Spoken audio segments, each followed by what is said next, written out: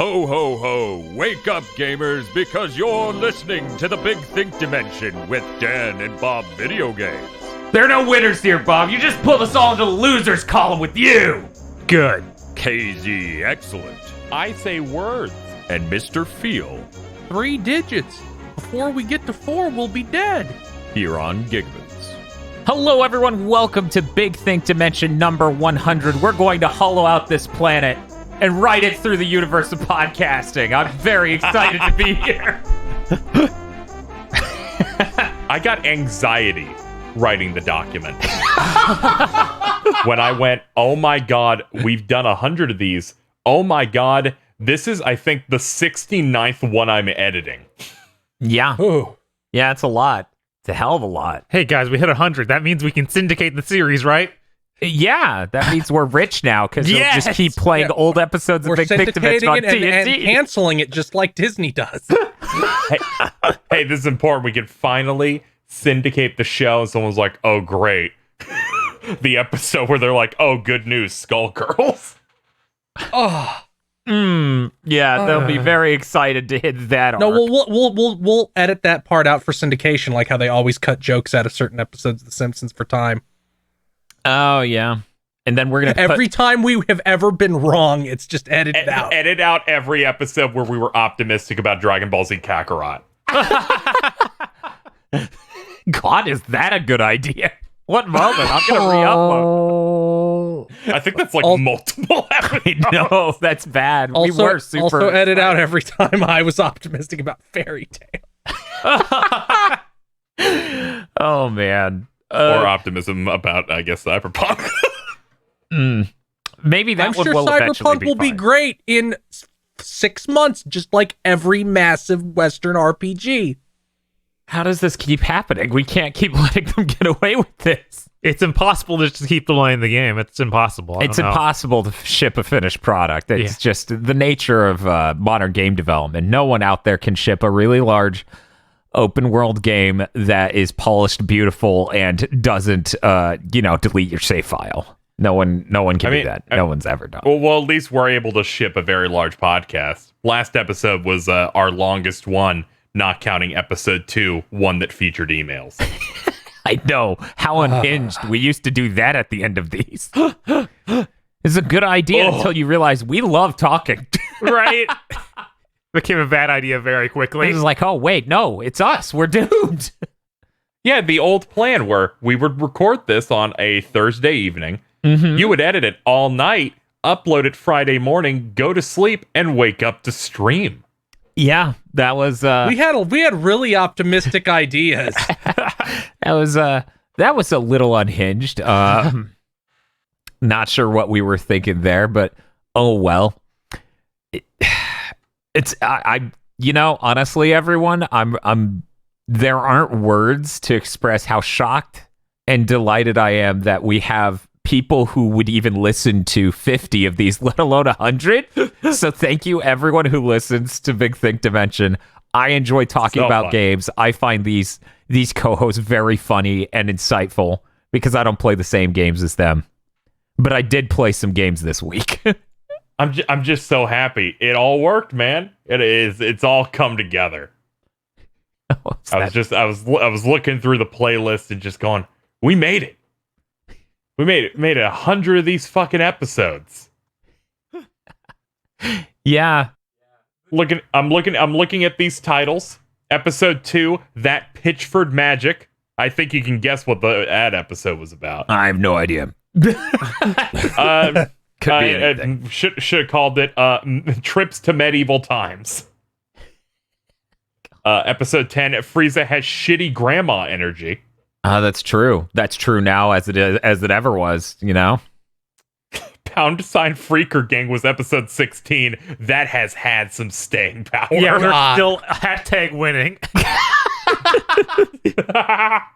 Episode 26, Attention Sega employee, please disregard. That's my favorite title probably because, man, they're going to be like, hey, I listened to that. And you're like, well, I told you not to, so that's really on you. Feel, help me with this. Why did we call episode 28 the Adam Sandler of RPGs? Was that Borderlands? Was it Borderlands or I think Tokyo it was RPG Factory. I can't I think tell. it was Yick. Ooh. No, it was Tokyo RPG Factory. Yeah. It was Tokyo RPG Factory because we compared them to Happy Madison, where it's just like, whatever, just make the worst fucking thing in the world. Who cares? Fucking curve. Our most divisive episode, number 44, much fun for David Jaffe. Yeah, that got some mileage that I never could have anticipated. Turns out that you get a lot of coverage if you just put famous people's names in your titles. Some of them, yeah, actually. Now, episode 50 was also a milestone. That's called Big Think Dimension Abridged because that was made during Game of the Year. It's 50 minutes long. Yep, we're heading back there. You know, we'll be there soon in the Game of the Year dimension. Yeah. Just look forward to, I think 3 weeks from now will be when that one comes out. Yeah, it's genuine. We're so smart. It is very close. I'm just looking at smart delivery provided by Grubhub. Hey, Dan's experience with smart delivery is exactly like my experience of Grubhub, where it never fucking shows up. Oh my god, he's right. No! Oh my god. Yeah, I just thought we'd reflect on, a few of these. Episode 81, Dear Fall Guy devs, remove X Scrapple. They'll never do it. Yeah, no, they would sooner die. They have decided that that's the peak of Fall Guys gameplay. Though, our best episode title of all, episode 75, the one where we don't discuss The Last of Us Part 2.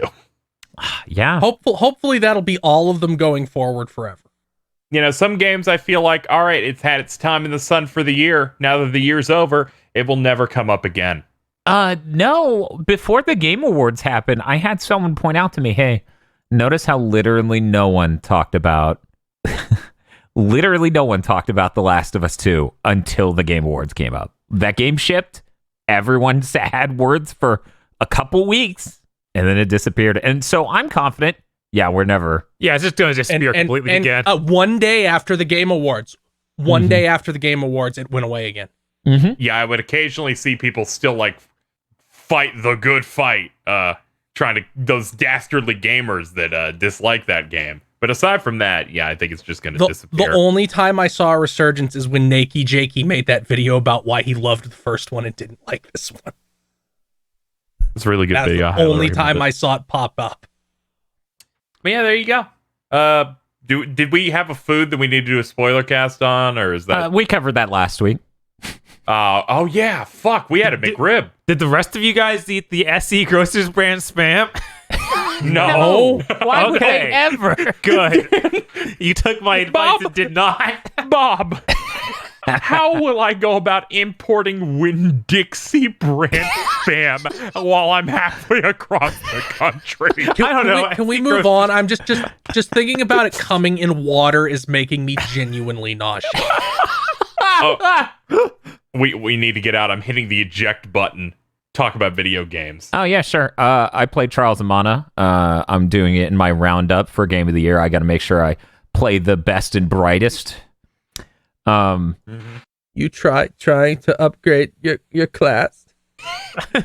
Yes, Phil. When I went to the end of the game and I wanted to update my character class so that way I had anything to fucking spec into, it decided I needed a randomly dropped item based on seeds that enemies could drop, but they won't, and all sorts of other things. So my I want to put a power character drill in my head. stockpiled 28 fucking stat points because I had fucking jack all shit to put it in. So my mage is broken and unreasonable levels of powerful. And then at the end of it, it dropped literally every possible class item except for the one I wanted for my swordman. And when he finally gets that, and I put all of his stats into strength, it's still like, nope, sorry, mages keep winning. Enjoy your sword, cuck boy. I'm like, no! No! Darren, why? That's what he gets for being named after a mediocre band. Aw. Duran's a treasure. Don't you dare. This is where Bob draws the line, because Bob is hungry like the wolf. Yeah, no, it's really tragic that because guys, what happens is you hit a certain level of stat points into an individual stat for your character, and it goes, you need to switch classes, which is them saying upgrade classes. I don't know why they call it switching. It's a one-directional thing. And basically evolving your dude in order to do that. So for the first time, you got to find a monostone. And I was like, okay, I stockpiled a few points this time, but it's okay. I found the monostone. I can do it. Second time, you need a specific item and to be level 38. My dude was level like 50 before he got that item. So I thought, I dump it all into strength. He's going to become reasonably strong. No. The mage keeps on winning. Angela, the bimbo of the group. My team, of course, being Bimbo, Himbo, and Uwu. And Dobo. And Dobo, yes. Bimbo, Himbo, and Dobo. That is my team. Bimbo's insanely broken. She has insanely strong magic and just gets 15% of her MP bar back at the end of every encounter. Well, Dan, that's because she loves shopping. That's true. She says that every time I buy a fucking item. Women be shopping. That's Thanks, what Durant says. But yeah, it's there's an interesting level of production, a level of quality with that game, where I sat there and I was like, I know Mana fans are really happy for this, right? Because they're starving. But imagine they did this to Chrono Trigger. I just imagined them taking one of their like cherished RPG classics or Final Fantasy VII, because of course that's what I was thinking about, right? Final Fantasy VII Remake has an insane budget. This thing, I'm thanking God it's a higher budget than Secret of Mana's remake, but it's clearly not. Obviously. Yeah, it's clearly not a AAA. Full voice acting, but their mouths don't move. This is somewhere around the budget of a World of Final Fantasy, probably a little less than that. Yeah, I think it's a little less than that, but here's the thing. Here's the complication. People don't realize there's 6 different characters in this game, and you can make your team from any of any 3 of them, which means every cutscene has to be designed to have your character stare into the middle distance as plot events unfold. Just set them up kind of in the same orientation they were in the Super Nintendo game. And then that's it. You're good. It's really good because my main character is Shawwet. And Shawwet is nowhere near the eye line for everyone else. So most of the time you just see like Angela and Duran staring at each other while Charlotte's just around. Or like her palm is up in the bottom of the frame. Yes. They should have had her on a hovering platform that was unexplained. That would have been funny. That would have been really funny. But yeah, I find the game enjoyable. It is cake, though. I haven't died once in... how long have I been playing, Bob? 18 hours? 20 hours? Something like that. Like, it's a really cake RPG. I don't know. Maybe I never died. Okay. I was like, maybe they didn't expect you to have Angela, and everyone else is not as broken. I mean, I also had Angela, but I wasn't playing as her. I played as Duran. I stuck with Charlotte as long as I could, but Charlotte isn't someone who does damage in battle, so... what I would generally do is play as Duran, the swords guy, do my attacks, and then delegate healing and offensive magic to the other 2. Because you can pretty easily do that by hitting down to bring up your moves, and then L2 and R2 to switch to whoever you want to do that for. It's at very least interesting in that way, but I really would like it if one of these were a bit higher budget. Didn't have a ton of characters, making it hard to make cutscenes that look good. Hey, maybe the next one they go out and do, they'll be like, this one was super successful, they get more budget, and there aren't any other Mana games that are this many characters, I don't think. This many main characters. Yeah, I was like, I don't think. Like, I know the PS1 one is 2 characters. I mean, Legend of Mana better fucking get the same treatment as that Saga Frontier thing, because that remake looks like what you want. You know, where it's just higher quality assets. Obviously, it needs to come out so we know. Right. But from everything we've seen, it just looks like, oh yeah, we have the source art for the sprites. Oh yeah, we have machine learning upscaled backgrounds. Like I would absolutely want them to AI upscale those backgrounds. Yeah. Maybe. I'd love to see I don't know how it would look. Make it run at 60. Oh yeah, that would be great, but I don't know that that's even possible. But I'm really excited for Saga. So Saga's the Saga Frontier Remake's the next JRPG that I'm looking forward to coming back from the dead. They just released that Saga collection for the Switch. For people who don't know, when those came over originally, they were called Final Fantasy Legends 1, 2, and 3. Yeah. They were on the original Game Boy. Have you played those, Casey? No, but I saw one of my friends on Twitter was playing it, and they're like, there's a setting here for portable called vertical. Why? And they did it. The touch screen works so you can play it like a Game Boy game. Yes, holding the screen vertically. It's really that looks sick. It's really extra in such a good way. It's like what a neat concept.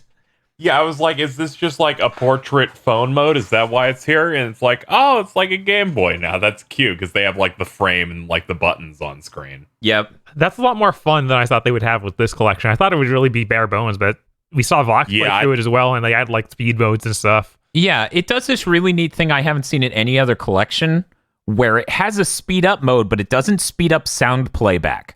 So you can play the game in fast forward, and just like, in Final Fantasy 12, when you play that in the newly introduced faster mode, it doesn't affect sound playback or anything else. It's just faster, which is great for a grindy JRPG from the 90s. Yeah, make it like that. Don't make it like my emulator hit turbo. Right, because when I see it, it's usually that. Yeah. I actually really love those games. Never beat any of them. I watched Vox play through all 3 on stream. It seems like a really great collection. I can't remember the price for it, and I'm afraid to look it up. Oh god, here we go. Final Fantasy Legends Switch. Okay, well, how much are you people charging for this? Okay. $20 is a great price. Yeah, no, that works. That's a fantastic price. It loaded the page, but the price wouldn't load. It just had a loading symbol over it, and I was then you're sweating. like, what do you mean 80 Canadian dollars? I mean, it's still 80 Canadian dollars. That's just how that works, unfortunately. But yeah, no, that's an awesome collection. I really wish this would come to other stuff, but right now it's on the Switch. I absolutely recommend that to anyone who likes Game Boy shit. Like, if you can dig that aesthetic, it's wholesome. It is. There's a lot of love in it. For people who don't know, Final Fantasy Legend 3 features Talon, the magical spaceship that travels through time. And when you beat the game, it plasters a golden Talon symbol on the game to let you know you beat it. Each game gets their own unique, like, golden seal to show that you've beaten it. Oh, that's cool. I'm like, that's cute. I love this. I like any game where like your title screen changes after you're done. Oh, it does that too, yeah. If you beat all 3 games, the entire title screen image changes. Wow. Yeah. Yeah, that sounds like they had care put into this. Weird. I love it. Honestly, it makes me really happy. You would expect, of all things, to get the short end of the stick, it would be, a Game Boy RPG from back in the day. God knows. I was expecting the lowest rent Square's ever done for a port. And instead, it's like, this is okay. Yeah, this is pretty great. I think there are more useful features put into this than I've heard the Mana collection on Switch having. Mm-hmm. I actually own that and haven't played it even once. I remember leading up, you're like, they're finally putting out a physical version. Yeah. I'm so excited. And then I got it, and then I haven't even booted it once. But that's yeah, because that sounds about right. There was a reason for that, though. I bought it to show support because I love Mana games, and I was waiting for the remake to play Trials that way, and then I would go back and play the SNES original just to see how it compares. And also, I have a Super NT over there. If I want to play a Super NES game, I have a pretty fucking good way to do that. Yeah. But yeah, so that's basically all I played this week. Trials of Mana is neat. Do you remember how much that game came out for when it came out? Like how much they charged for it? 50? It was 50, I think. Yeah, it was either 40 or 50 because I bought it. I never booted it just because other things were happening to me at the time and it just fell out. Mm-hmm. Let me check. I'll check. I mean, that means you're winning, Casey, because now it runs like 4K 60 the whole time. Yeah, it's 50. And also loads way faster. All right, 50. That's at least it wasn't a $60 game. Right. I think 50 is a more appropriate price for it for sure. I like a range of prices on games. Me too. Yeah. I want to see that continue to happen as often as possible. Where it's like, okay, some PS5 games are actually $60. Well, lucky for you, there's more range than ever. Sony has unlocked the cap and brought it up higher. That means more dynamic range for your prices. You should be grateful, actually. Now, so that's all you played, right? Yeah, that's all I played. Now, I wanted to quickly do mine real quick because I went through a process this past week, right? Okay. Now, at first I played 13 Sentinels, but this entire time I'm like, I really should try and do a little bit more Cyberpunk. It's like the end of the year. I want to give it a shot, and I didn't. And 10 minutes ago, as we were recording this, Sony just put out a statement saying that anyone who bought it digitally can get a refund, and they've delisted that game. Whoa! Yeah. It is off the store now. They just delisted Cyberpunk from the store, and anyone who submits a refund will get it. Holy shit. Good on them. That makes Jesus. sense. They have made a custom page on their website to submit refunds, which I have done. Good. Keep on winning, Chief. Holy shit. I'm like, yeah, it's that bad. I don't recall a time this has ever happened with them. I think it's because Cyberpunk guys came out last week and said they were letting people refund it, and then they had no plan. They interceded. Yeah, they decided to put out a letter saying you could do that without consulting anyone, either of them. Yeah. When that call came out, it's like, how'd this get past CERT? They're like, yeah, the other platform holders let us slide by, assuming we would fix the problems. Yeah, that's AAA game development. Yeah. Yeah, like people, this is bad, but it's only 1 degree badder than it already was. But that's, there's a point where the camel's back breaks. I think it broke way before now, but just now everybody else is catching up. Yeah, I mean, that's the thing. Everyone's level is different, Like mine's, I would just rather not play a game and wait for it to be better. I was sitting on the fence on whether or not to play Cyberpunk at all for Game of the Year, which bummed me out because, of course, I thought one of the great parts of us doing Game of the Year at an appropriate fucking time is that we could include December games, right? I still might play it on PC, which apparently is fine, and is a real video game. I haven't even heard that it's fine on PC, honestly. Yeah, I hear even people on PC are like, oh yeah, this is buggy and crashes constantly, but it's real cool. My understanding is people going, I have a top-of-the-line PC. Play it on medium. Yeah, that's about what I expected. Play it on medium. Yeah. Also, apparently, the developers didn't know how to make people driving cars like an AI where they have pathing. Yeah. So if you just stand in front of them, they stop. You swivel the camera around, the cars disappear. Because they just deload shit if you're not looking at it. That's fucking hilarious. You shoot a gun into the air and people panic. You turn around, then you turn to face them again. They deload all the ones that panicked. Yeah, there are also plenty of glitches and performance problems on PC, so like I just finished watching. I do like the one where you stand up on your motorcycle or car with no pants. That one, they should keep that one.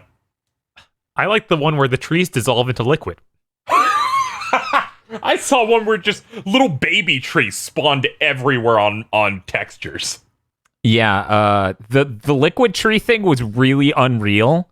Because I was like, oh, they're saying that because the wind physics are taking it too far. No, the thing started like bending over so far that it started warping dimensionally. And then if he looked at the top of the tree, which is now, several meters to his left, the tree would disappear entirely because it didn't know where the source of the tree was anymore. The game lost track of it.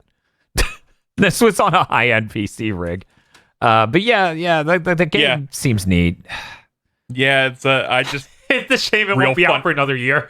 Yeah, I know. I fucking ex-CEO Kaz Hirai, who apparently just revived in the past year, just quoted a GOG statement just saying, after receiving messages from gamers, we've decided to no longer list Cyberpunk on our store anymore. Just doesn't seem like it'd be a good idea. Yeah. So yeah, I'm not going to play that for a while. Oh, well. Did you play anything else? I played 13 Sentinels. I talked about it briefly at the end of the last episode, but I played some more. I'm about halfway done with the story part. Boy. I'm so excited. It is. There's nothing like this. No. There is nothing like this. Like, man, I thought, I played Zero Escape. I'll understand insane. And I'm like, oh, man, this is insane from a competent writer. So it's really crazy. And there's like 4 times more of it. So it's extra like nuts because there are 13 protagonists. So you'll like go into their story. And it's like they range from like 10 minutes long to like 25 minutes per chunk. And then it'll end. And occasionally there'll be like a lock on it that's like, you must do the battle mode up to this point, or complete this event from this other character because we don't want to spoil this thing will spoil this, so you'd have to learn something from them. And I'm like, okay, that works. And then I started one that said, get this many characters to 80% story complete. How many characters? Every other one. Yeah, there's one guy who's like, no, you can't know. They're like, you must be 80% done with 12 other characters. I'm like, what do you mean? Oh my god. It makes sense. I did his prologue and started blacking out. One of my videos, I just start wheezing because of just one of the things that they do. It's crazy. It's like running through a field of landmines, but each one's different as you experience every single sci-fi story ever made. All of them. It's great. I like the combat. It's been all right. It's been pretty easy. Like, I thought it was gonna get scary when they're like, here's a almost Virgil-esque challenge, and I'm like, this is going down in one hit. This is not a problem.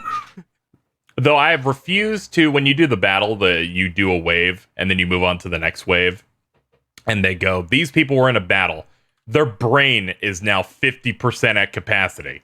If they do another battle, they'll experience brain overload and cannot participate in the next fight because their brain's gonna pop.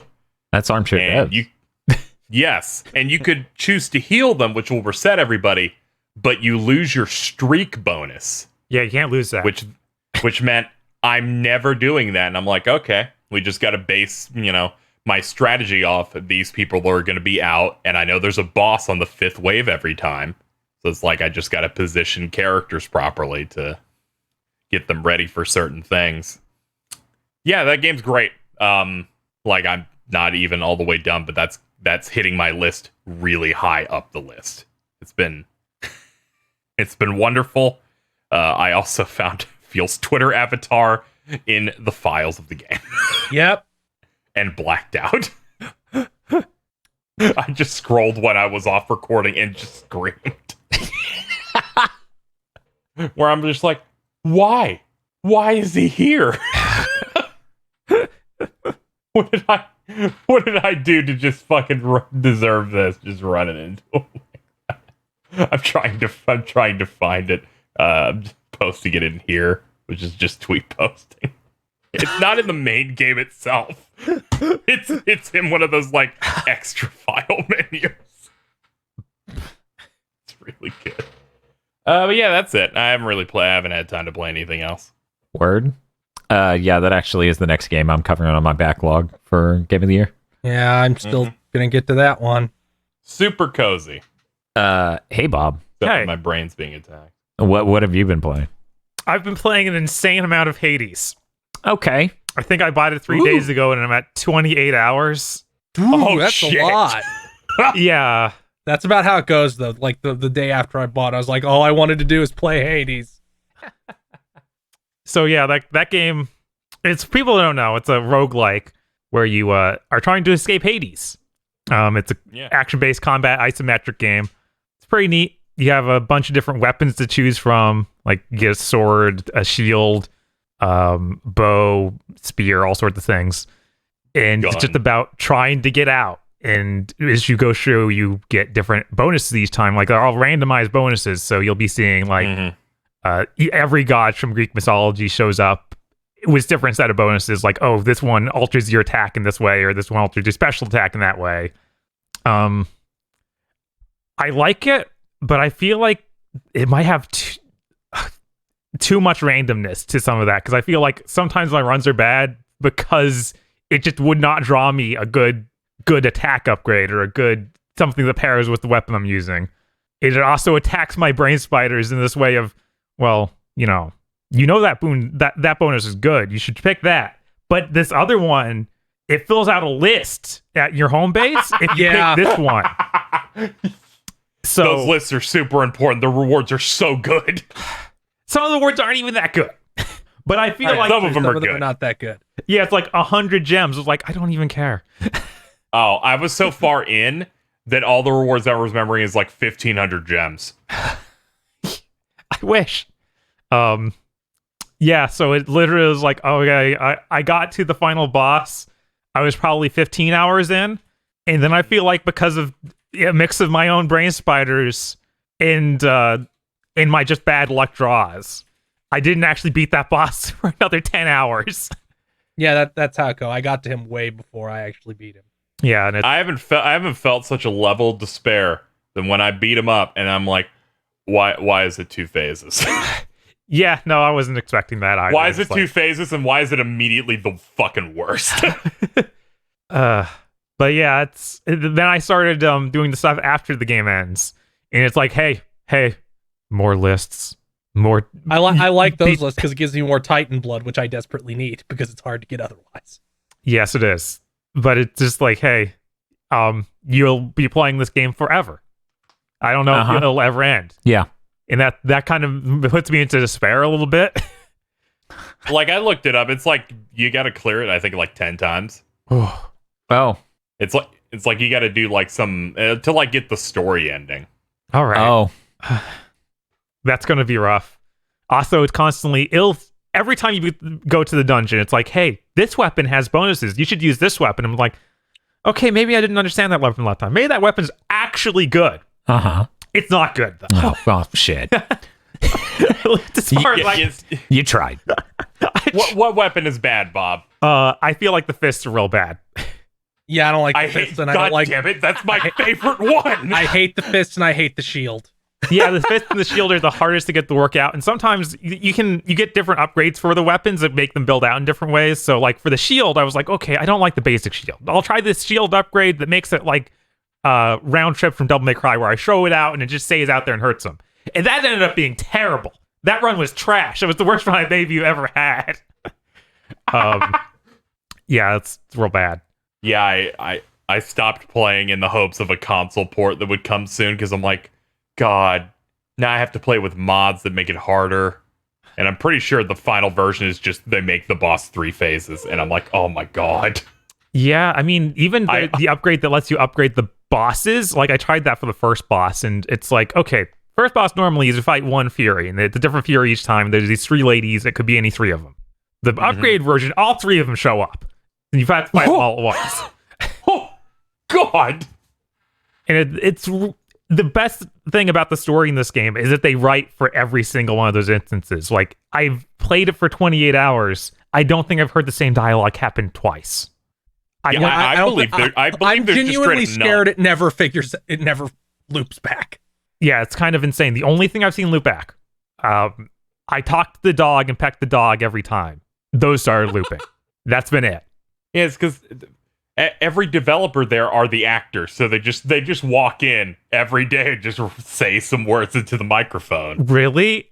Yeah, like the fucking main character Zagreus is the composer of the game and is also the skeleton. What? Okay, that explains how they can do it.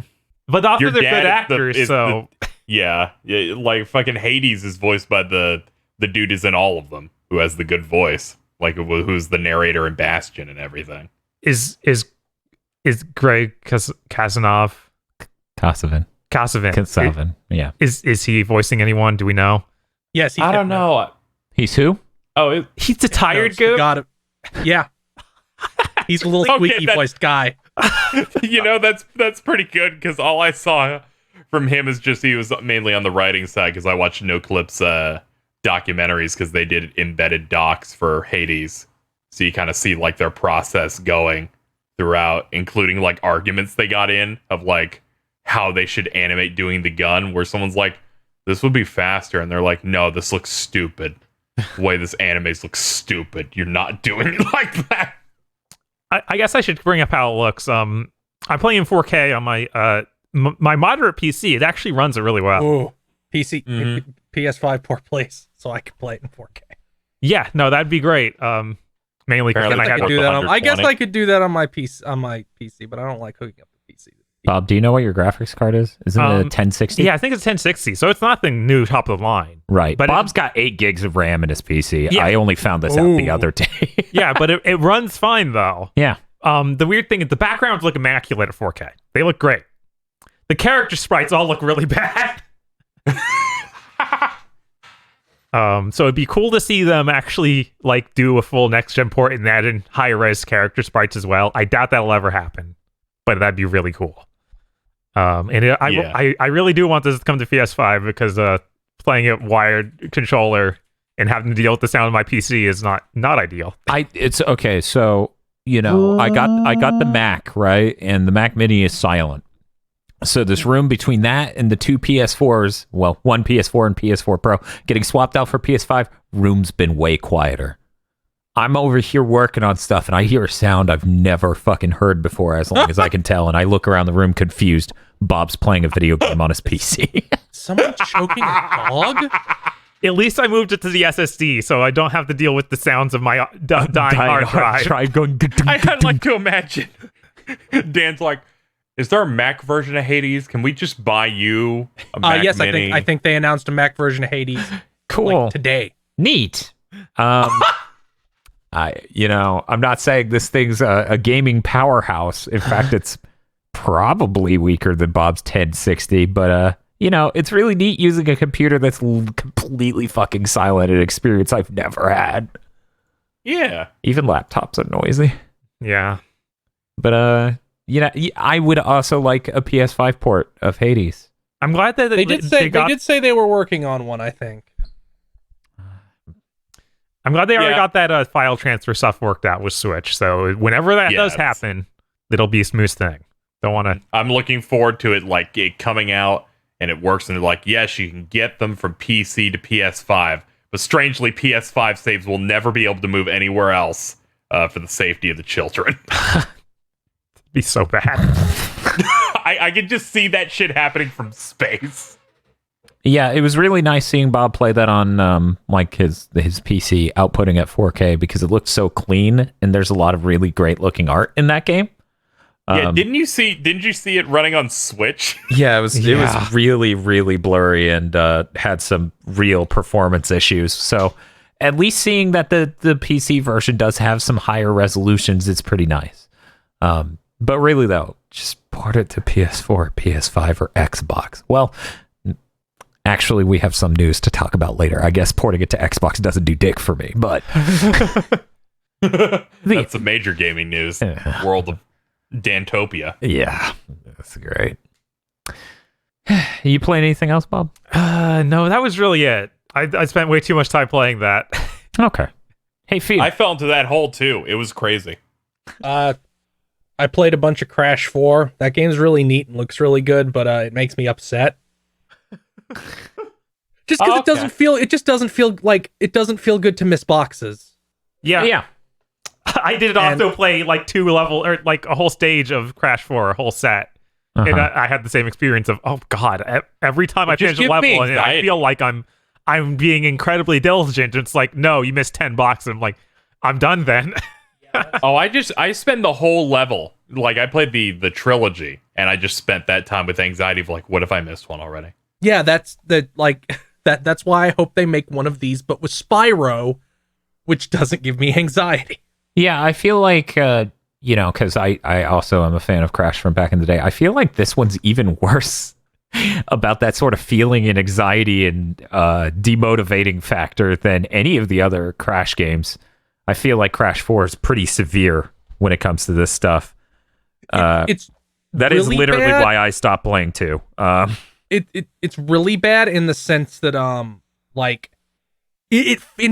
until the third boss, the guy with the cloaca, to get a costume, you have to perfect the level. You have to get it absolutely perfect. And that was driving me insane because I thought it's what it wanted out of me. And then they're like, no, we've now doubled the amount of gems you can get per level. You only have to get half. Oh. They should really introduce that earlier. Otherwise, like They me, should. gone insane and just not played it, like me and Dan.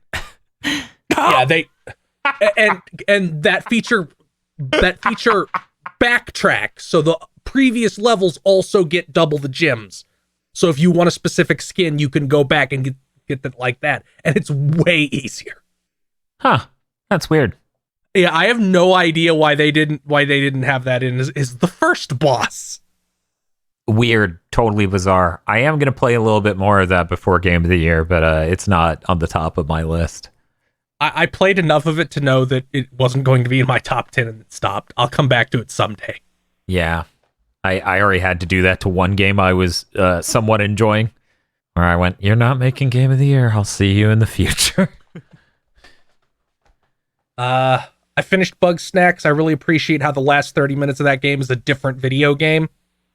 Oh, that scares me. Oh God, should I play that? I kind of wish the whole game was on that level. Nah, it's a good build-up. It's a really good build-up, if you ask me. I really appreciate Agro's description of it's like somebody took two entirely different video games and smashed them together.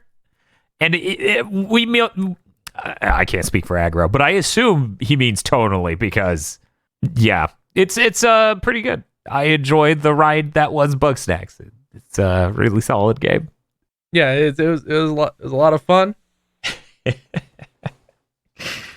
I also tried Warframe. God damn it! He almost made it. He got halfway through and I was saying it in my head in that voice, and then he went back to do it. The closest I can figure out, Warframe is about running through a mission as fast as you possibly can and ignoring every enemy. Because I've done like 8 or 9 missions in it, and that's been what you do in all of them. Man. Very strange. It looks really nice, and like it's the PS5 version, so it's immaculate performance-wise, and it even uses the adaptive triggers, but the gunplay is not very good. Like, it feels bad. Like, I'm sure shooting a guy. I'm gonna mash the melee attack button and have the character do like. I'm trying to think of like a comparison because it's so bizarre. It's just like them flailing while holding a sword, and anything that gets within like a radius just dies. Oh, that sounds like some Gungrave melee. And you can run and you can like sprint while swinging the sword, and it's like your upper body and lower body are separate.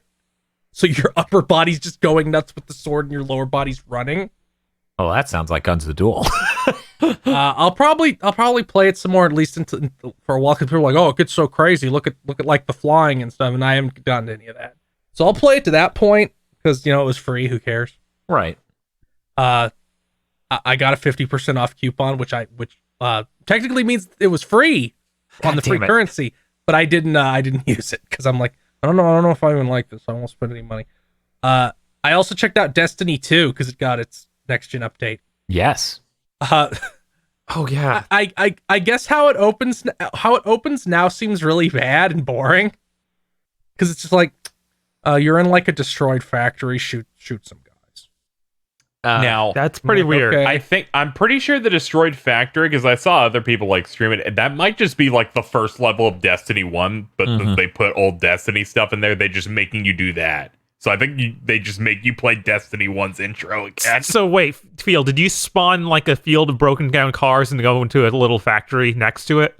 I don't remember how exactly it was. It didn't feel like the start of Destiny 1. It felt like the start of some Destiny 2 thing that I should have known. Huh. Okay. Yeah, because when I booted it up on next gen, they made me do like the first level of the newest expansion, which was a snow thing. Yeah, you do that. I did that. That's what I'm like doing now. I went to like the snowy planet. I'm gonna check. I'm gonna check and see if this is the same thing as It is not the same thing as. It's pretty close to Destiny 1. But it's not. It's not exactly. It's not exactly the same, but it's like the same kind of thing. And it's really weird because like they they give you strikes right after, which is most of what I've done. I've done like 4 strikes. And it's like the first strike they force you to do is in that same factory area and is kind of boring.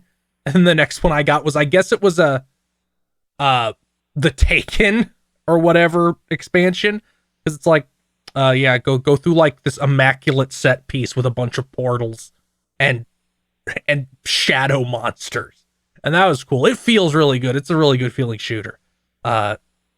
Which is why I'm going to play more of it.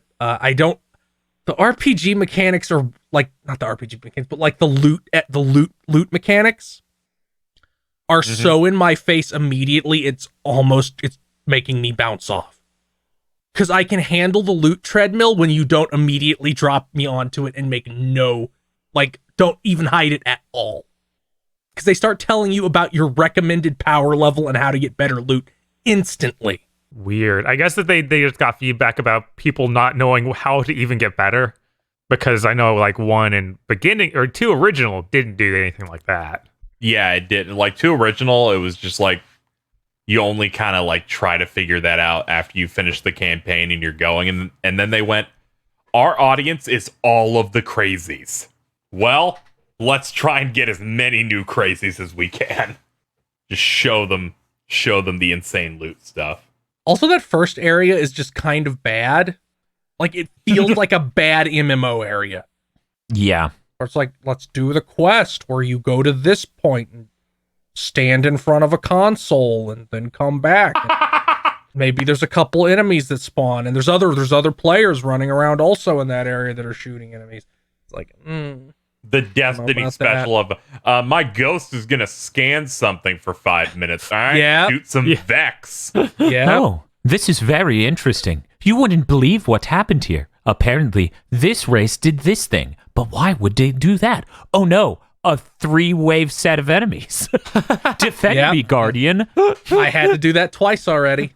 I had a lot of fun doing those strikes of Destiny 1 with you at 5 a.m. I think the strikes are great. I like MMO dungeon, but it's a first-person shooter is great. It should have 4 players instead of 3. Yeah, that's still insane. Because I'm going to play more of this. I would probably play a lot more if we could just all play it.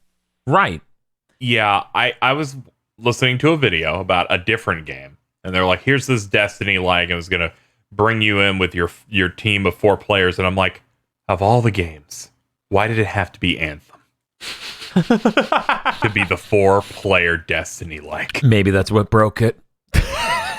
You're right. You're right. I mean, okay. Here's something I learned about BioWare in the past week. I think Bob or Dan is going to have a stroke related to their technical prowess.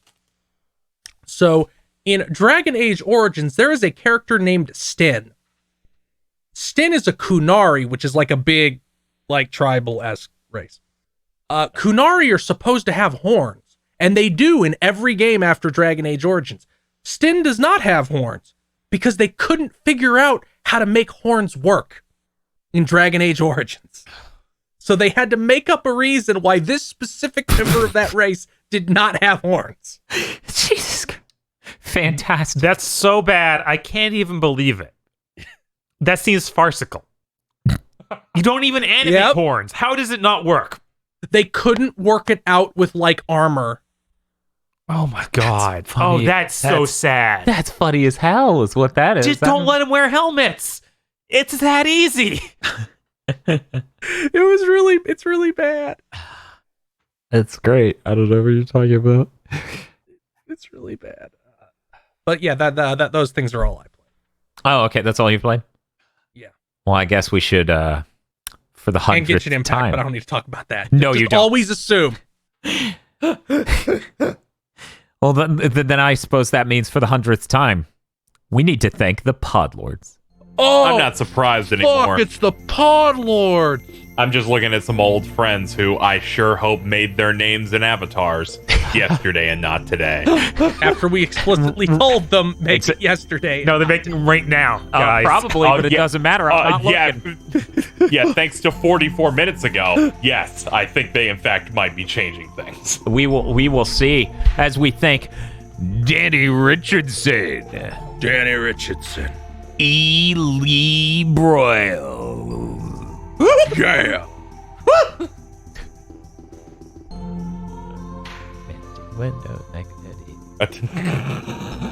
Third birthday one. Their birthday one. Corey Brown. Woo! Red Blaze 27. Mainichi no Juice Frost. I don't even know what that means. Suzu Shiro. Emperor Zero. Shibuya Gato did her part to put down the Series Xbox. Dash. She did. Armchair Devs recording session circa 2020 colorized. It's real good. Oh, okay. What do you get when you buy a box called Xbox that doesn't work? What you deserve. And Dan starts shooting it.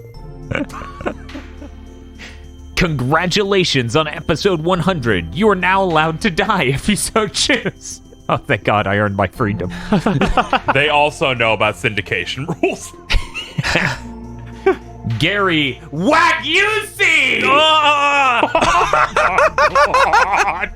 I'm sorry. I'm meat face. You can, you cook them and it like renders out so much fat that it's like it's butter. It's really fucked up. That's what we call the velocity architecture. I appreciate you doing this. I know how tough things are right now. Like, holy crap, this is unreal. That sure is the Podlord bit 100 episodes in where Gary Busey's head is made of Wagyu steak. We've really hit it, man. Very he's just meat from Mortal Kombat. It's all been leading to this. Dan staring into the middle distance as he shoots his Xbox in the head. And it's the Yes Dan emote. I'm just gonna... There you go. WTF Spider-Man.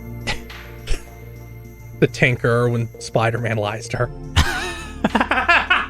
Why is that still funny? Here, have British Talkman talking shit about the Series X. Oh, you see, this is a right cunt, isn't it? And look, it's my avatar that was for my... It's a really good avatar. Modern W.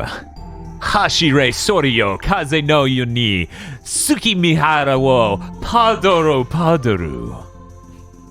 It pisses me off that this sheer osmosis I know those fucking lyrics.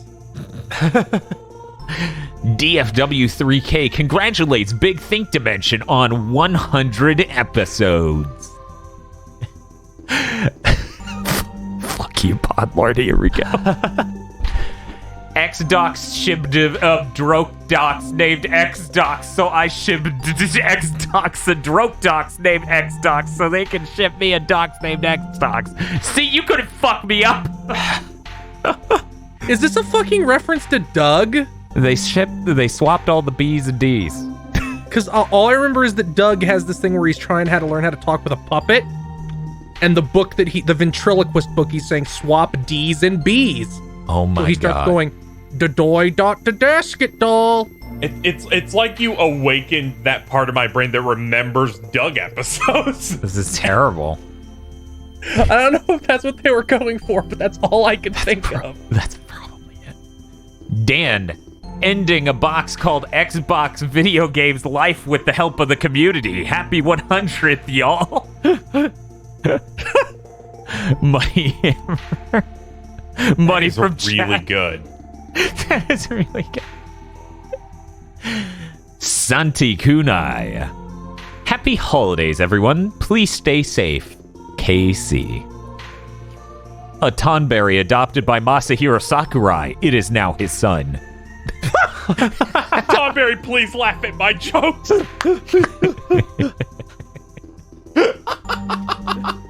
Devil Summoner Rindo Kusunoha versus Digital Devil Saga Switch Edition. You know why I like this Podlord? They have never once fucking changed it or made a joke out of it. It's good. It's just so genuine. It's so good. They're the bedrock. like there's no part where they try to fake you out. There's no like twist on it. It's just like, this is what I want. This is what I've decided. And I've had it like this for 5 months. Reaching 100 episodes means the Podlords will evolve into Poglords. Everyone get your pogs ready. Oh God! Why did they? God! Zooming in was a bad idea. Oh, it's like a beak. Yeah. Yes. Adam congratulates BTD on 100 episodes. Here's to 100 more, and me banning all the horny forever. You can try. You can try. Like You'll fail, but you can try. You can fail just like Twitch. I mean, if you ban the horny will just come back in with a different name and get found out within 4 days and banned again. That sounds pretty stupid. Kyle Bjork. Thank you very much from your Podlords. Congrats on 100 episodes. I love being thanked by an entire unit in that way from a name. Thank you, Podlords. Is that the end? No, that was thank you from our Podlords. They got you. You listened to how it was phrased? They got him. Apple Gothic ate too many fruit by the foot bug snacks, and it has corrupted their DNA. What the fuck happened in that game? You need to finish it, Casey. You didn't can play finish that it game. like 4 hours. I played like 10 minutes. Just sit down and stream all of it. Zilter. The day Atlas tastes my boot is the only day I shall know peace. Persona 6 out 4 years after it comes out in Japan. Ooh. Fun fact, Gary Busey voices Santa in Killing Floor 2. Look it up. There's a trailer about it. Also, Ginger Dead Man. Oh my god. That's just rude to bring that up out of nowhere. Didn't Killing Floor 2 also get back this obscure British comedian to play a character from a TV sketch show he did? Oh, that sounds great. Zasterder and a second bird has arrived. Ooh. The world's #1 unironic Advent Children stan. Hey, look, there he is. It's so fucked up that we watched that this year and we're like, that's fucking horrible. And meanwhile, in my brain, I'm like, this is kind of raw. Yeah, it's pretty good. It's been long enough that I can once again say it's a 10 again. I was the most positive about that movie. I'm not faltering. Look, somebody just make a cut that keeps all the complete scenes that aren't related to Denzel that aren't related Washington? to Denzel. See, I don't even remember what we're talking about. All I know is that's a movie that does not have children in it at all. And it's really raw. So, sorry. Peak of the Game Awards 2020. It's still Sephiroth looking over the ledge. Just being like, oh, it's me. Yeah. Blig de Blue, Schligda's Boo. Craig Goss. Cyberpunk is out, but I'll wait 4 months before playing it. I'd wait at least 6. I'd wait 6. I think 6 is a good. What are the odds that they Number. just never release the PS4 version again? Oh, that'd be 0. really funny. They'll release a better but still really sad version that is technically not as buggy, and then that'll be good. Congratulations on the 100th BTD. Thanks, Tails. Yeah. Yeah, we got good tales here. This is a good tale. That's a classic. Our Podlord Tales. Yeah, I love Podlord Tales. That one last week, it still kills me. Waiting for a Podlord to use the girl tales that the author of XL Saga drew at some one point. Next week, then. On the 3rd week of Gexmas, my Podlord gave to me 3 French Dans, 2 Turtle Bobs, and a murderous Chibi. It's a Podaroo. That guy Gale turns 30 while his Xbox Series G is being RMA'd for being haunted by Potaru goblins. See, it's not just me, you guys. It's not just me. Microsoft should just send Dan an Xbox 360 with this. Can at least be the good JRPG? No. Oh, well.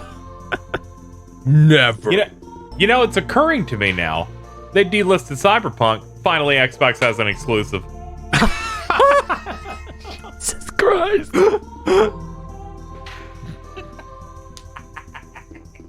Merry Christmas. I'm not even going to include the text there. Yeah! she's just vibing. I don't even know who that one is. I just know they're funny. This is just good. That is the funniest one. It's Amelia Watson. You would think that she's British, but British is so toxic that she's just American. Just an American VTuber. She's incredibly toxic. So, Dan, Microsoft shipped you a new box called Xbox, and then after it didn't work, you killed it, so it became an Xbox called Xbox. Okay. I'm sorry, but when something falls that flat, it becomes good. I'm sorry. Oh, wait. My computer's seizing. One moment. Oh, there we go. I got controls of Windows Explorer again. We're good. We're good. The Podlord segment can continue. I'm sorry, Dan. I'm afraid I can't download that. This smart delivery is too important for me to allow you to jeopardize it. But is this like Hal, but it's Phil? Oh man, if Phil Spencer's voice came out of a glowing eye, I would fucking lose it. Phil 2000.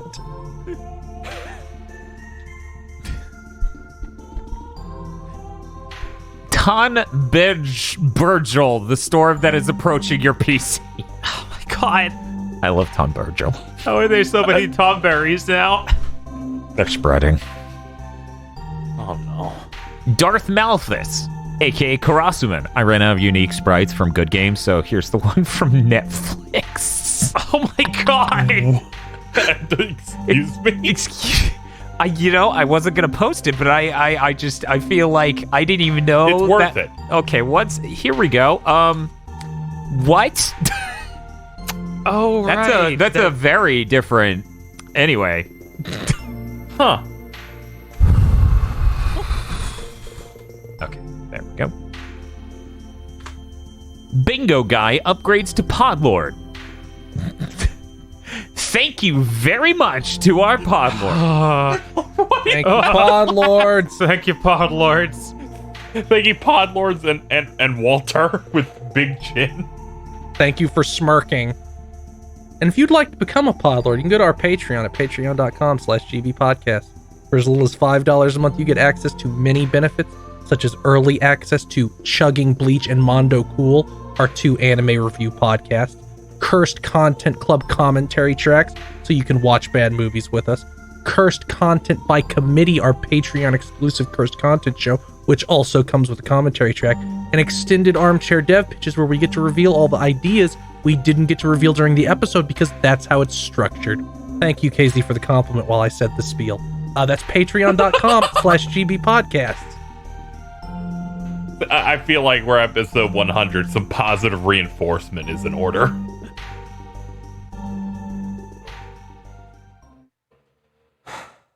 Gentlemen, how we doing? We got some news. Now, Sure. I'm in a great mood, Bob. Oh, yeah? I look at this. This is one sheet. Yeah, this is Yeah, almost no what's news up? this week. yes, there is very, very low amount. Bob, why don't you talk about your news?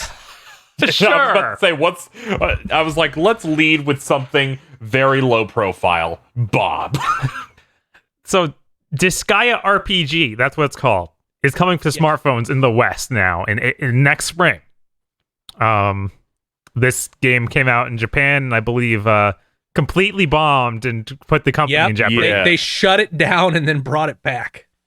So hopefully that does well. It's going to have a beta, I think a beta test next month, but not in America. It's like Canada and a few other places. So I hope that it gets past that and actually releases, unlike that Castlevania game. Oh yeah, that thing just like appeared and faded immediately. Yeah, it was really messed up. They didn't even put it out in America at all, and like, oh, it did fail. Ugh. It's like, did you try? No. No. Yeah. I don't intend to play this, but I'm happy that I'll be able to see the art of the alternate characters and ideally see screenshots of funny dialogue.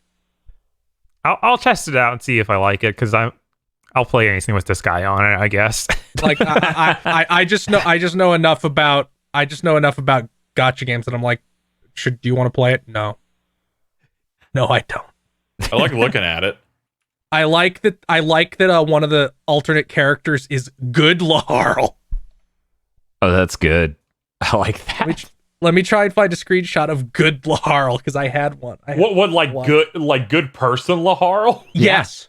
That's That's literally what it's like. Laharl if he was because you find out that it's Laharl if he was raised in like the angel in Celestia, the angel version of the Disgaea version of heaven, which is, not religious at all. So does he have wings? Is he an angel or No, I'm getting the screenshot right now. But all right. It's a really good design, and like even his expression and everything is different. It's pretty good. Where is it? Okay, well, while he hunts for that, I'll cover a bit of news. You know how they stopped you from being able to buy PS3, PSP, and Vita games from the web store? Yeah. Yep. Well, they also stopped letting you buy them on those systems in Europe. Oh, what? Because you have to add cash on the yes, you have to account buy on something prepaid else. PlayStation dollars and then register those cards, and then you can buy it with that. The reason why is the European Union dictated that devices that are still modernly supported and allow you to buy things on them have to have a certain level of authentication with the transaction. And since they didn't want to add that level of feature to the PS3, PSP, and Vita, you can no longer use PayPal or debit cards to buy items off the PlayStation Network for those systems in Europe. Okay. Okay, well, as long as you can still use prepaid cards, like that's still doable. It's not like they're going I assume away. you could I assume you could also just fill your wallet on another platform, because you can just put money in it and not spend it. Yeah, put like debit card. $1,000 in there. I'm trying to think. I know whenever I go to buy a thing, it goes, would you like to put $1,000 in here? And I'm like, no, I wouldn't. You could just give us all the money right now. I mean, why not? I feel like it used to. It was some platform. I think it was probably Nintendo, because it's a very Nintendo move, where they didn't let you just buy the thing. Right. They wanted Like you to buy. It was the Wii. The Virtual Console did that, where it was like, do you want to buy 500 points or 1,000? I'm like, this game's 800, asshole. Yeah, I was like, I don't care. There was also one where it would only let you put money in your wallet, and you couldn't only put the amount it cost. Right. That's what I was describing. Yeah. They only wanted you to buy in certain amounts. It was not great. Here's good Laharl, by the way. Okay, that's really funny. That's great. I hope he shows up in the new game.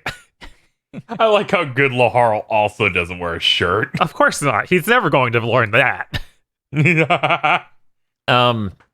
Weirdest news of the week. Microsoft is holding a competition of people age 14 and older to make a Space Jam 2 game using their programming building blocks system. And that game is going to be available on Game Pass on day one when it comes out. Because it's going to be too good to just be free for everybody. And it's based. It's going to be free. It's going to be free for everybody with Game Pass. And there's the video on the official Xbox channel of Space Jam: A New Legacy coming summer 2021. I read the plot for that movie, and I wish I didn't, because the stroke it gives you is powerful. Is that where the Looney Tunes aren't enough anymore? They have to play basketball against the Gundam, and here, let me read it, because this is how I found out. This article ends with about Space Jam: A New Legacy, and below that about Microsoft. So here we go. You ready? All right. Fucking brace yourself, motherfuckers. I'm in my chair. Welcome to the Jam. Basketball champion and cultural icon LeBron James goes on an epic adventure alongside timeless tune Bugs Bunny with the animated live-action event Space Jam: A New Legacy from director Malcolm D. Lee and an innovative filmmaking team including Ryan Coogler and Maverick Carter. This all seems all right? Yeah, that seems normal. Yeah. This is just normal. Coogler does good stuff. This is just normal shit you would expect to read in this section on a Microsoft page describing this competition. This transformational journey is a manic mashup of two worlds that reveals just how far some parents will go to connect with their kids. When LeBron James and his young son Dom are trapped in a digital space by a rogue AI, LeBron must get them home safe by leading Bugs, Lola Bunny, and the whole gang of notoriously undisciplined Looney Tunes to victory over the AI's digitized champions on the court. A powered up roster of basketball stars as you've never seen them before, guys. We're gonna get bad CGI model Michael Jordan. Oh my god, it's gonna this is gonna be so good. Oof, we got to do a fucking spoiler cast on this movie. Sure, absolutely. It's Content Club, Casey. It's Toons versus Goons in the highest stakes challenge of his life that will redefine LeBron's bond with his son and shine a light on the power of being yourself. The Ready for Action Toons destroy conventions, supercharge their unique talents, and surprise even King, in quotations, James, by playing the game their own way. Rogue AI, what the fuck? I don't know, man. Okay, there was like a leaked thing, a fake leak of what the film was actually going to be about, where they're like, WB doesn't think fucking Space Jam or Looney Tunes matters anymore, so the evil CEO Don Cheadle makes them play basketball against Pennywise and other WB fucking like related movie stars. And I'm like, that sounded dire. This sounds dire in one of those other weird, uncomfortable ways. I'm still scared that like that could sort of be how it works. Yeah, it could. We don't know who the digitized because yeah, it's like his champions. They say basketball stars, so you would hope it would be what if they put a basketball star into Pennywise's outfit, like they fused them? That's insane. Please look forward to our spoiler cast. It'll do just as well as Rise of Skywalker. The amount of times family and family bonds and family were brought up in this, I'm really worried. This seems like one of the condescending movies. Fast and the Furious does the same thing, and those movies are tense. But those are about the idea of family. This is about literally LeBron's family. Oy. So I hear Bugs Bunny shills this competition in his video. Yeah, the video. They're about to play on Xbox. It's like, hey, LeBron. What in the hell?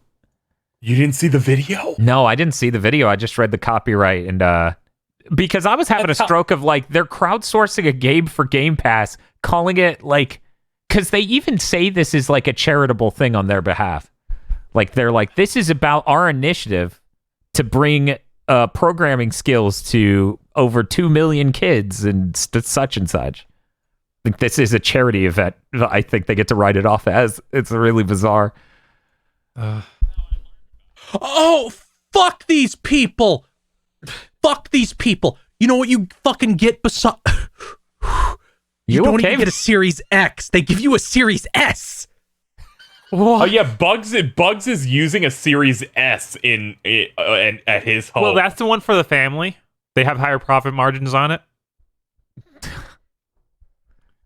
Bugs Bunny lives in a literal hole in the ground, so he plays on a Series S. So private screening of the film. Here, they'll give you a screener link. Mm-hmm. Like the one I got for that Tony Hawk documentary. That was kind of bad. You get to watch this twice ever. The first lesson for this, programming competition or whatever, includes predicting efficiency ratings with machine learning using Visual Studio Code and real data and using data from human and Toon Squad basketball players. The second lesson includes building a web app that uses additional machine learning models in real time to help a coach decide who needs a water break and who should be put in the game to yield the highest likelihood of winning. What part of this? What? So you want to know what Don Cheadle's character name is, because he's the evil computer AI. Oh, is he? Is that confirmed? Yeah, that's what the Wikipedia page says. Okay. But you know what his name is, according to the Wikipedia? Algorithm.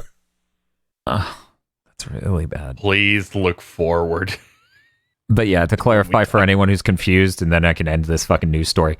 That is a part of the 2 film-themed Microsoft Learn lessons that are shipping alongside this. They just build it into the rest of this text about the competition. This whole thing sounds so uninteresting. So, hey, Bob. What's up? You're out of news. Shut up. Hey, Phil.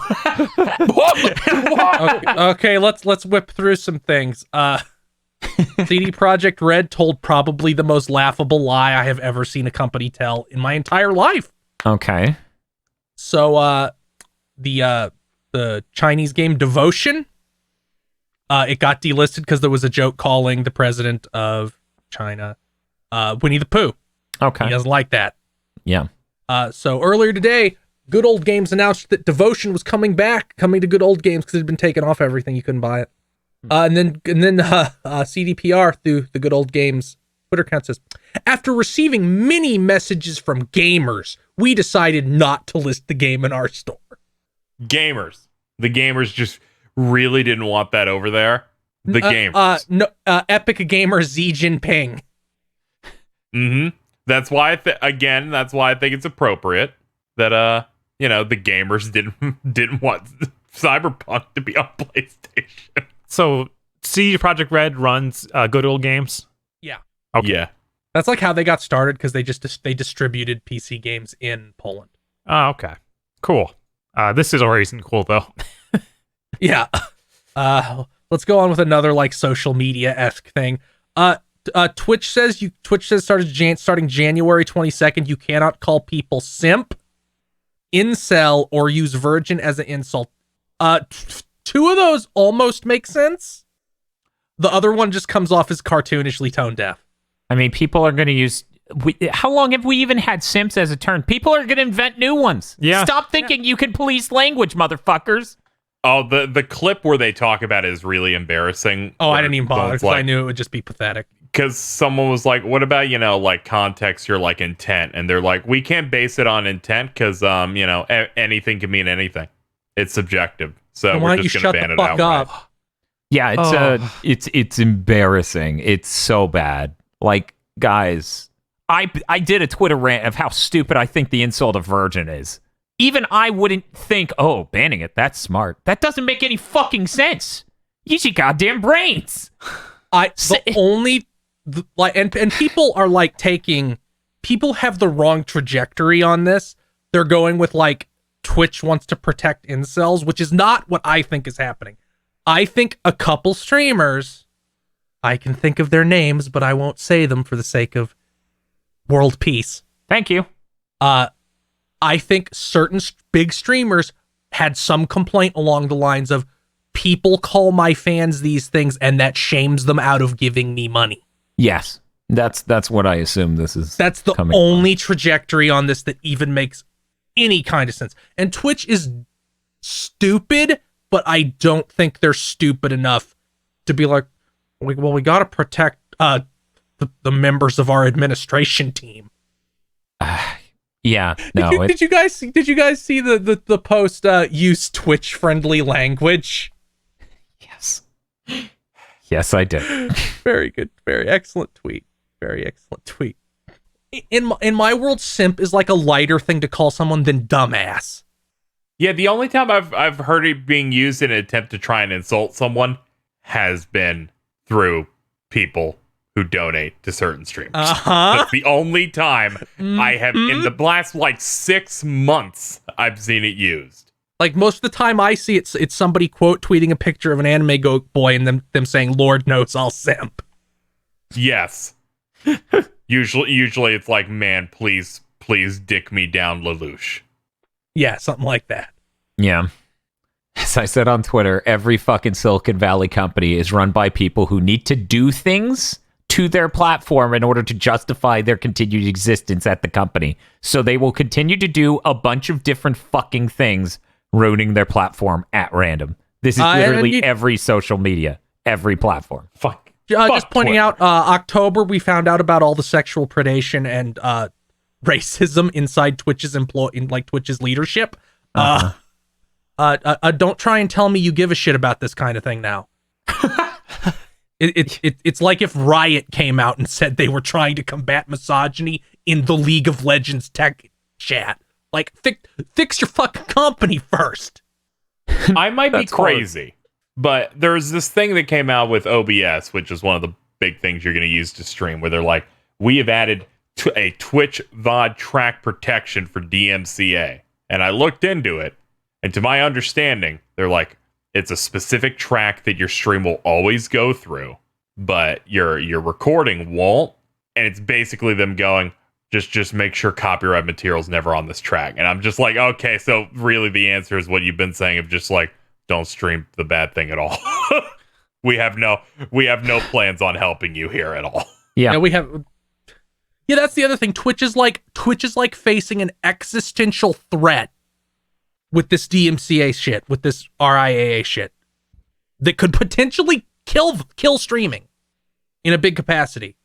And they're just like, you can't say simp. They spent like an extended period on that. Yeah, they spent an extended period talking about the words they'll ban, but I think spent only a few minutes saying, just mute game audio. Yeah, that's how people want to experience a game you're streaming. Mm-hmm. They don't want to hear any of it. Yeah. Yeah. Anyway. How about you, company owned by one of the largest companies in the world, work out anything with anybody? No.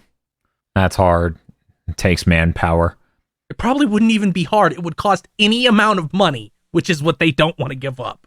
Even if it means they collapse whatever. and die. It's Twitch. They're a small startup. Who are they owned even by owned Amazon? Oh, shit. Anyway, let's move on. Sure. Let's So Valis is a really fucking dirt old game series. Yes, it is. It is about like a magic, not really a magical girl, but like a more warrior-esque magical girl with a sword killing people, and it was a series of platformers on like the TurboGrafx.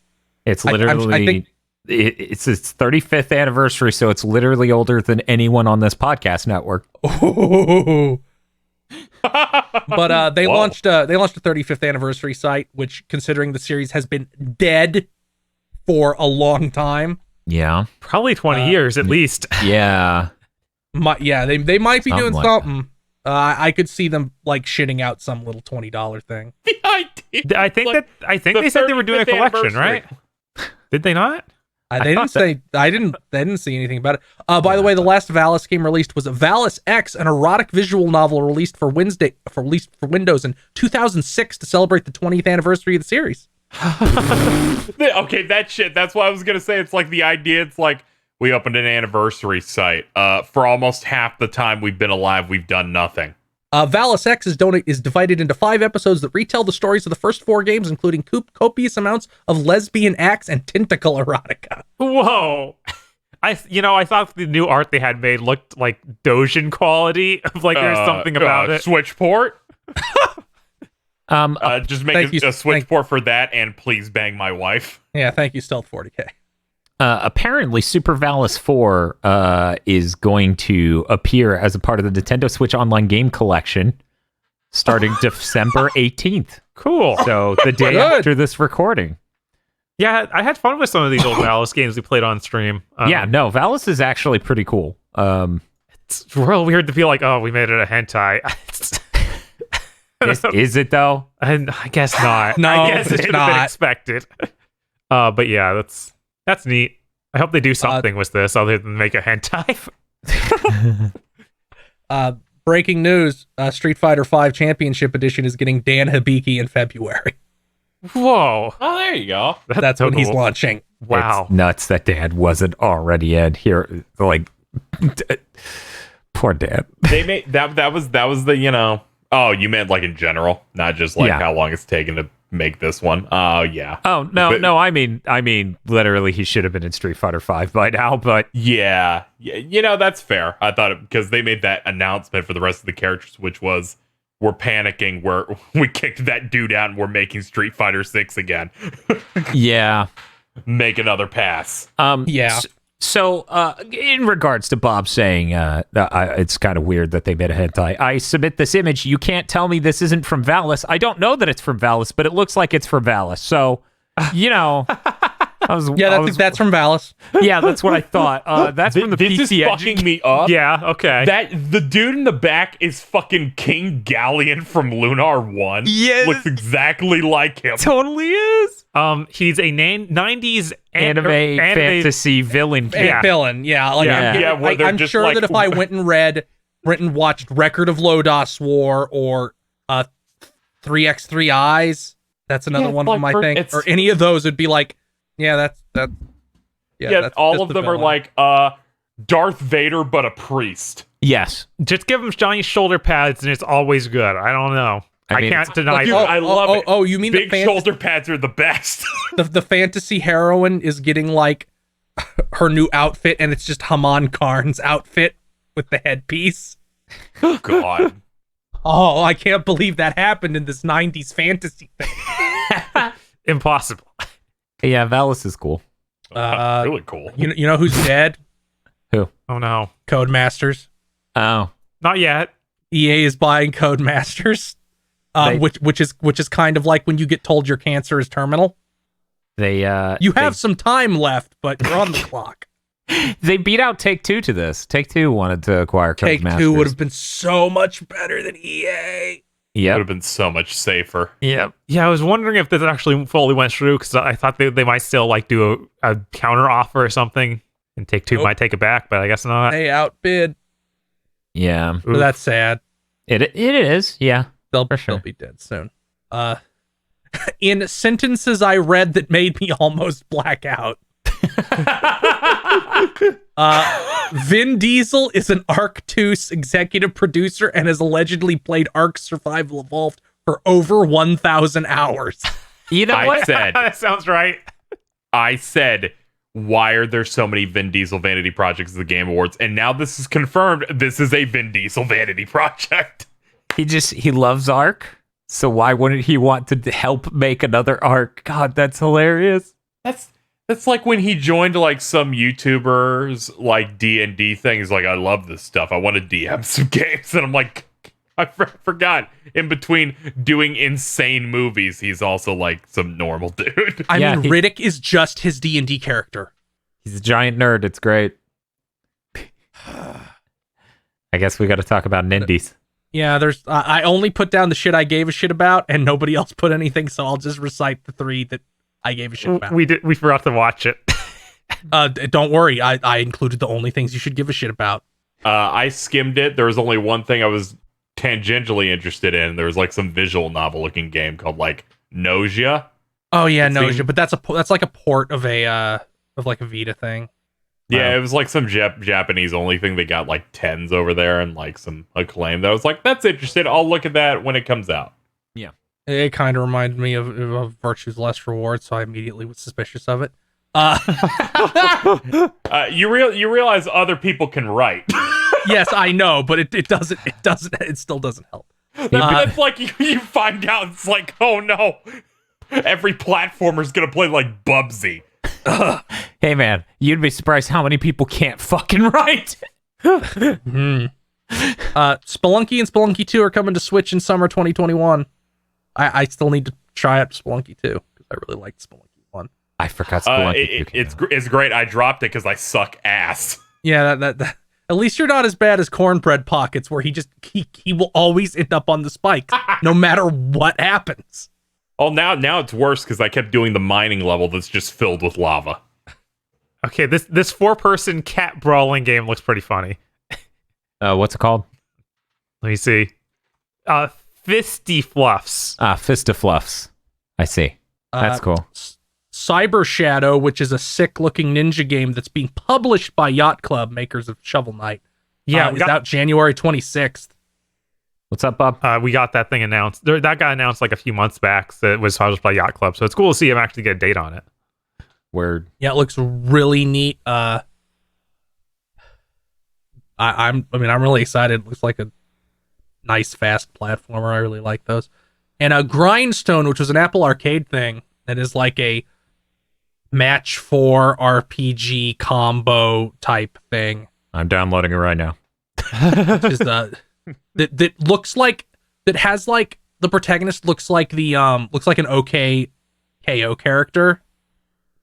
He looks like the buff guy who only wears a tie and sunglasses. I don't know what that character's name is because I never watched OKKO. I just know he exists because I've seen pictures of him. Yeah, Mr. Gar, that's what he's called. I'm seeing that energy emanating just from the app icon. Yes, 100%. But that's coming out. People seem to like it. Everything else seemed not very notable to me. You know, it's always good when something gets to escape Apple Arcade where using a controller or having a screen is a nightmare. I don't know what you're talking about. I used Marble Knights on my Mac Mini, where it was a delightful experience. Then we tried multiplayer and it ate shit. But I think that's more of their netcode than anything else. So, Marble Knights was fun. Until we did 2-player.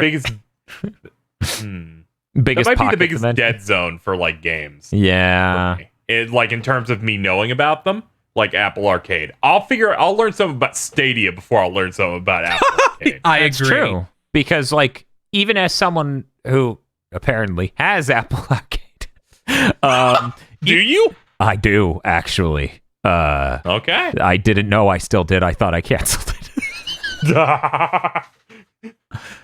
Every time we speak in theory about people who sign up for one of these subscriptions and forgets to cancel it, we're not just speaking in generalizations. We're speaking in Dan. But yeah, even I have a blind eye for a lot of what's on there. I just check it, I browse the recommended, and then I get to it or I don't. And since Casey complained that I didn't put it on the news, I guess I'll talk about this. Falcom's shareholder meeting was held, so they revealed the new Legend of Heroes Trails of game, which is going to be called Trails of Black, I guess. I don't know what they're going to localize it. Is Kuroro no Kiseki. They revealed a decent amount of information about it. They revealed that takes place in the one major place in the world that no game has taken place, so we haven't seen it at all. Stars a young like Japan for them. It's Japan combined with it's America with people from Japan who took over a bunch of the culture because they immigrated. Yeah. It's much more like America than anything else. It's like 60% America, 40%. Because whenever a character from that area shows up in the other games, they're like, "Hey, I do martial arts." Yeah, I do it's literally imagine if America had enormous amounts of Japanese immigration. Like that's the conceit. So you play as a guy who's like an underground fixer called a Spriggan. They say it uses an entirely new battle system. People they did a little gameplay demo that they did not show people. They showed it at the investors meeting, but they didn't upload it anywhere. It's apparently sort of like Final Fantasy VII Remake. They specifically said that they did not want it to be skill-based at all. Skill-based in the sense of doing inputs. Yeah, because they've done like 12 games in a row that are just incredibly slow turn-based RPGs. They don't want to kill their audience. It has some weird system where you can get topics from NPCs and then use those topics to ask other NPCs about it. Oh no. Which will be weird. Oh no. I'm already done. There's apparently going to be some kind of alignment system. So you can either be lawful, gray, or chaotic. They said this game will not have 40 playable characters. They said it'll have a drastically scaled back party due to the nature of the protagonist's job. How bad do those new games get? Casey, Trails of Cold Steel 4 lets you have 45 party members in like the last part. Why? Because every single character it would make sense for you to be able to use, they make you able to use. Man, that's fucked up. I thought they were overdoing it when I play one where it's like, yeah, you have access to 11. I'm like, wow, they're really pushing it. Here's the thing, Casey. The world is ending, so every single character from the entire franchise is like, we better fix that. Oh, that's cool. All right. That's I can understand, but thank God they're scaling back a bit. But there's they said I think 80% of the characters will be new. There will be some returning characters, but not very many. You will have few party members, but there'll be a lot of new characters who are enemies, which seems neat. They put up some art I could talk about, but I won't because it wouldn't make sense to anybody on this podcast. Yeah. Yeah. I hear this is the first one using their new engine. Yeah, it's the first one using their new engine. It looks a lot more like a real video game than the last couple. That's neat. Exciting to me. By which I mean like it looks anywhere remote. See, they didn't start using motion capture until East 9 at all. Oh. At all. East 9, the one that came out last year. Yes. Monstrum not. Okay. Yeah, the one that's not even out in the US yet. Yeah. Yes. And I looked at some cutscenes even from the most recent Trails game, which came out last year, and that one still used motion capture. I'm like, wow, these are real cutscenes from a video game. Yeah, I have a part of my timeline that like played who would import and go, they have animated fight scenes now. Yeah. It's kind of crazy. One of them saying, I'm so glad they waited to do a plot point now so they can actually animate it. Here's how fight scenes worked here's how they work in the Trails of Cold Steel games. Because before that they were kind of okay because they used like sprites that were cheap and they could easily portray like a decent fight scene with. A character does the attack animation they do in a fight. The other character teleports 2 feet to the left via no clip to dodge it. And this happened like 6 times. He is not exaggerating. It's really bad. That was from the one that was on the Vita and on the in Cold Steel 3 and 4, which are PS4 games. They don't even try. They just don't even have fight scenes. The most you'll get is like a character will run up and do their really big animation on like a monster and the monster will fall down. There's so many dramatic moments where they're like, he's going to show off his ultimate move in this cutscene. And I'm like, oh my God. It's just their limit break with no UI. Yeah. Look, they don't have a whole lot of money. They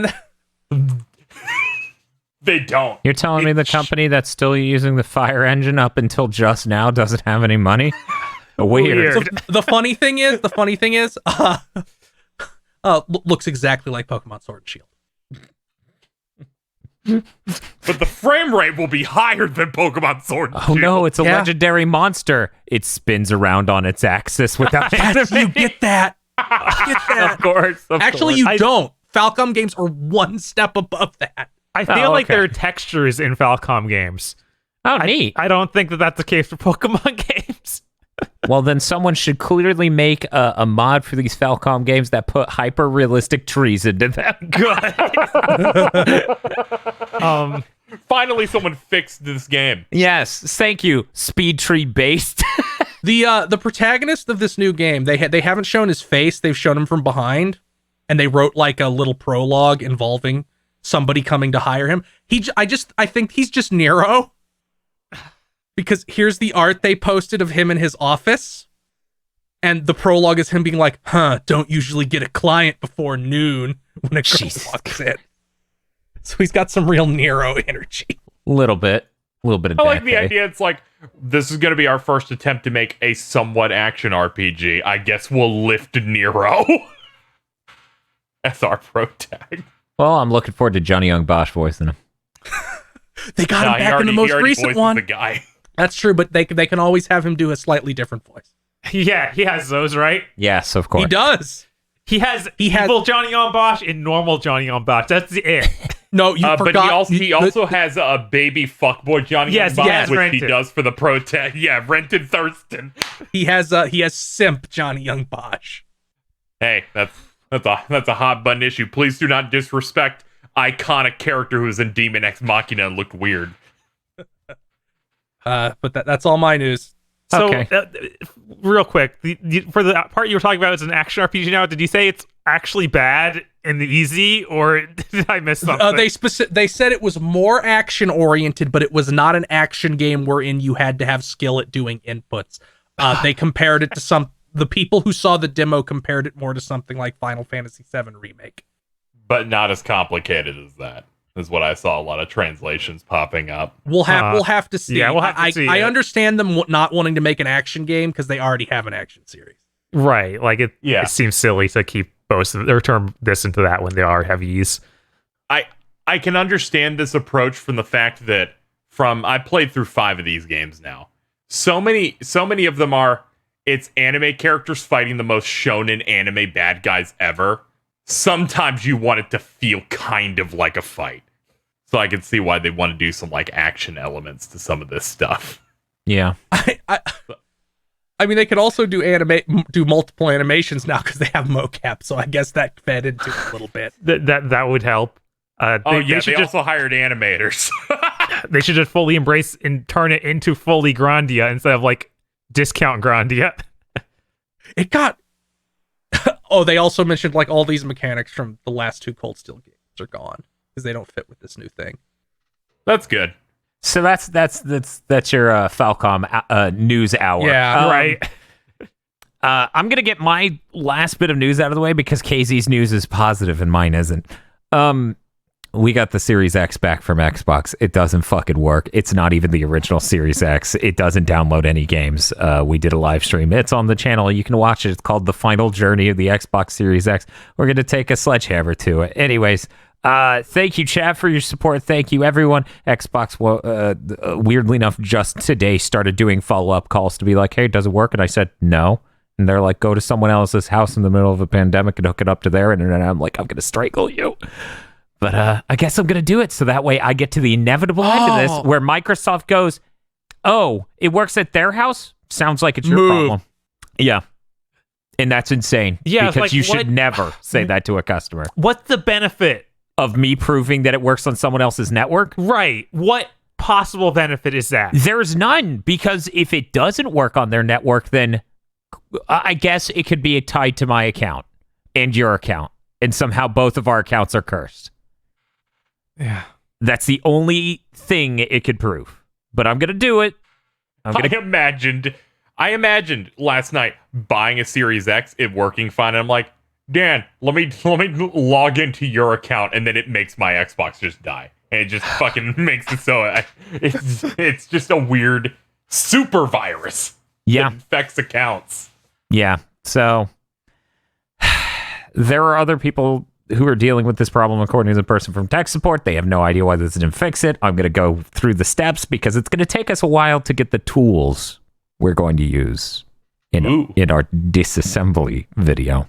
Disassembly. Very scientific, very intricate. Mm-hmm. Filmed in slow motion like all good disassembly videos. In 6K. And 6K, yes. Mm-hmm. That's the one video you do not want corrupted. Aggro sent me a list of tools we should use, and they're delightful.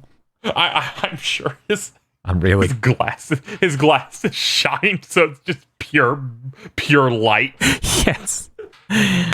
I don't want to spoil what we're talking about, but Aggro has some ideas, and luckily, since chat was so generous, we get to invest in them. Oh man, see, this is good. Overachievers in that chat. Oh yeah, for sure. Smash that stream goal. Thank you all. Anyways, Dan, yeah. Do you ever like wake up and then like see something in the news and go, "What the fuck?" Yeah, that's how. Am I alive? That's how I reacted to this. So yeah. I wake up and I see Dragon Ball FighterZ DLC announced, and I'm like, oh god, it's gonna be fucking Omega Shenron. Everyone keeps saying it. No, instead, it's Super Baby Vegeta 2. Thank God. I'm still not pleased, but at least that's something resembling a character. It could have been Super 17, but I'll take it. Every single GT design is just the worst thing ever drawn. I'll take Super 17 over this guy. This guy is hideous. This dude is hideous, but at least he's like a different character. It's not just 17 and Dr. Mew 17 fused together. At least this is that thing. Also, I think it's funny because it means we get another Vegeta. Technically, that's important. It's a hideous. It doesn't even look like him in any way. Yeah, it's like completely different. I'll still take it though. It's still baby the Tuffle infecting Vegeta and looking fucking hideous. The scans already showed up, so it looks like his level 5 is turning into the Great Ape. I was gonna say, what do you think we're going to? What are the chances we get to see Evil Bulma? That'd be pretty funny. Well, it's a good week for news for fighting games. Yeah, that was probably the peak. Alongside, we got the roundup. Dude, before we move on, how many fight games or how many characters are left for fighters? Do we know? I think 2. Okay. Yeah, it's 2 or 1. Ah, good. That's enough time for Super 17. It's gonna be Shenron. It's just this is the past. It's an L. No, make it the Namek one. Make it Purunga. That dude's ripped. Yeah, he is. I don't even know what that one is. The Namekian dragon. Okay. I think the dragon from Namek. Omega He's like Shenron. Yeah, Omega Shenron. I'm sorry. I was just it's gonna be the other awful GT thing. Oh god, that would be so terrible if we just get 2 GT characters in a row. They're like, we GT guys are winning finally. It's like, you guys have brain damage. We can't let you win. See, they can't hear you though through their awesome Vegeta t-shirts. Yeah. You're right. they're like, keep going. Can we get the pedophile next? They're like, Doltaki, come on, man. I'm never going to remember that name. I can't forget it. can because of the fucking episode. I really wish I could forget it. Yeah. I think the only GT thing that would be acceptable is Pan. Literally, Doltaki's such a terrible character, he killed a podcast. No other character in anything else ever can claim that. Yeah, and we've lived through a lot of bad characters on various different podcasts. It's true. Including a pig. Our last bit of news is, of course, the Smash presentation for Sephiroth. Some Mii fighters were shown allegedly, but my screen turned to static the whole time, so I can't really confirm or deny if there were Mii fighters shown. Oh, okay. But yeah, it's their usual thing. They opened it with it this time, which I think was a better thing, just because at the end it always feels like uneventful, where they're like, all right, the new character, here's Mii's. Bye. We didn't get any cool things of crossing over with the name of character. That's the worst. I needed that. Where was Aya Bray? I don't know. I wanted to say cross Keanu. Would have been great. They showed off Sephiroth. He looks real dirty. He comes with 9 songs, bulking the roster up to 11.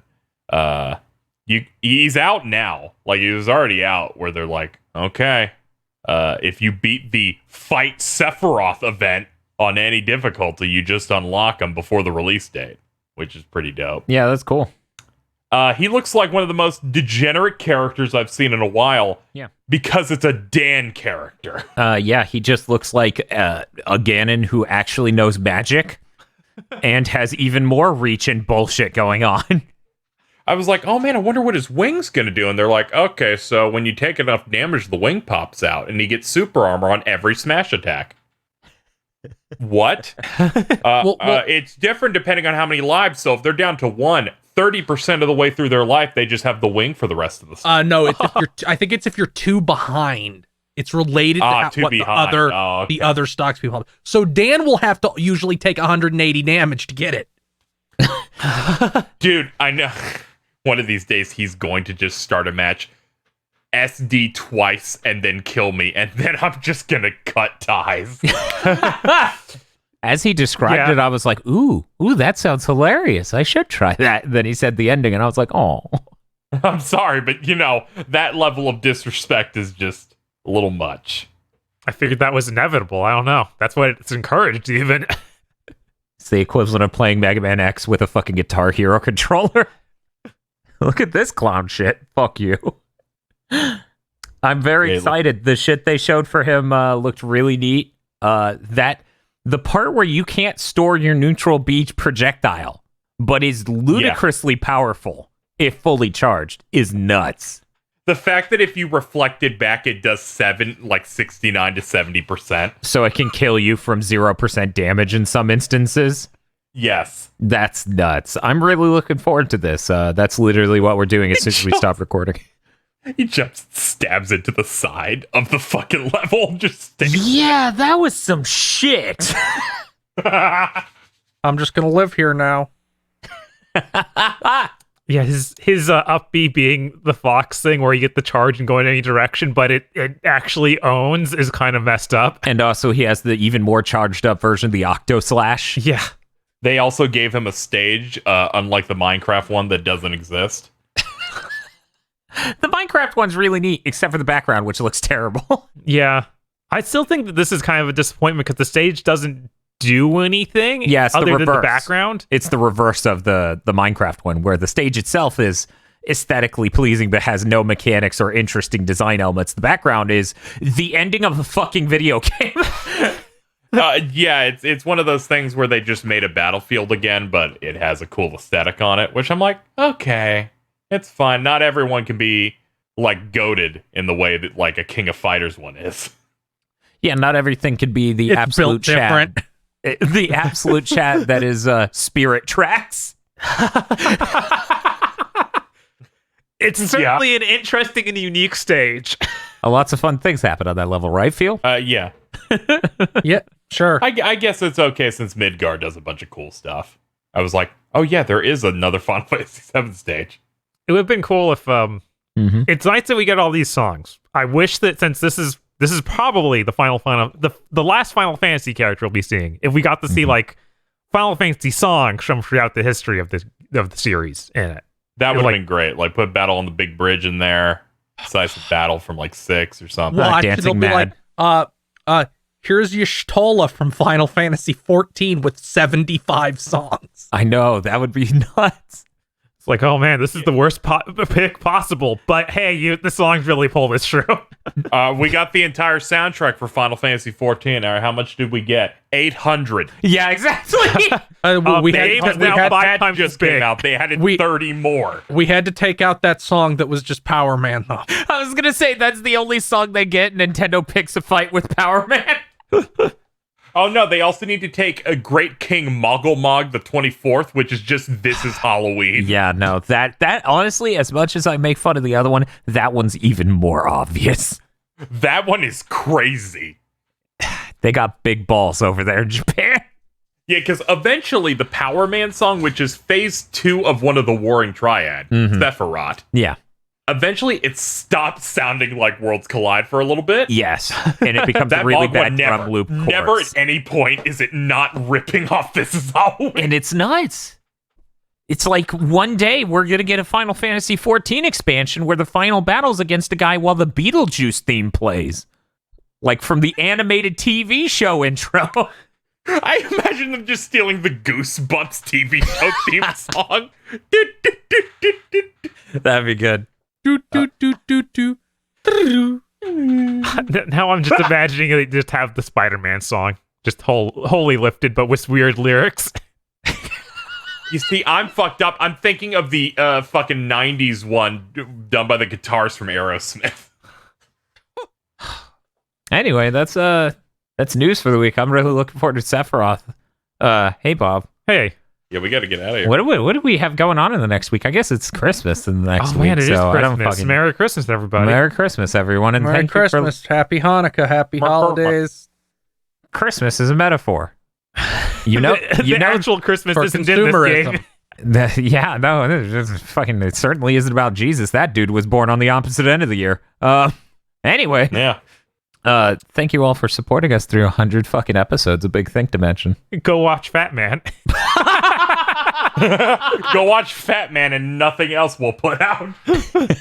Yes, if any other cursed content clubs of Christmas movies come out, not committees. Only, Well, there only definitely club. are going to be Christmas movie curse contents coming out. But if you've managed to see one, do not watch it. Ignore them, do it. But if you can get our commentary, we make it worth it after like 5 hours. Hello, I'm Dan Video Games. I had to watch it, so do you. You're so rude. It's about character development. That's this whole podcast. Thank you for listening to this episode of the Big Think Dimension.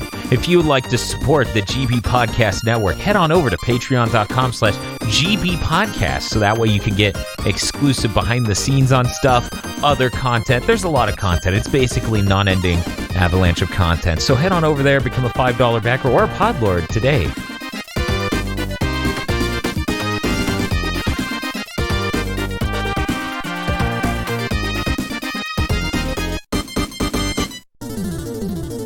This month's GigaBoots videos were brought to you by our lordly executive producers, Esme, E. Lee Broyles, Star Falcon, Spaceman Spiff, Danny Richardson, Red Blaze 27, Third Birthday Wen, and Adam Macarena. Thank you very much to our executive producers.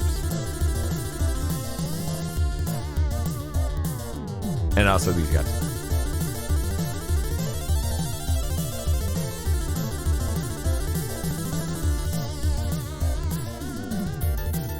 Soar on over to patreon.com/GigaBoots and become an executive producer today.